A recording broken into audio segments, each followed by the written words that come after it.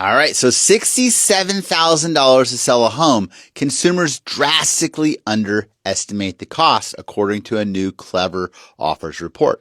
So sellers are actually expecting to spend around $18,500, according to this report. But they're not taking into account some additional costs.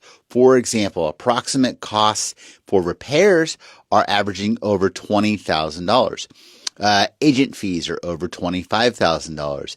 And of course, there's closing costs, which are over $8,000. So the average cost is more in line with $67,000. And 55% of consumers are actually surprised about these costs. So what's the solution? If you have a home and you're thinking about selling in the future, I would recommend prior to being ready to sell that you actually sit down with your agent, right?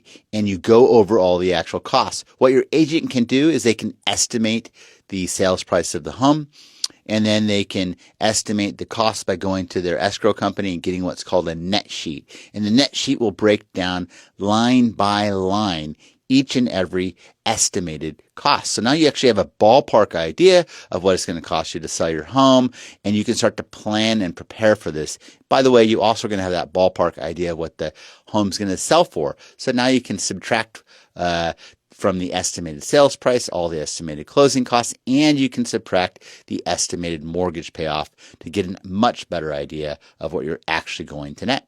If you have any thoughts on this, drop them below in the comments.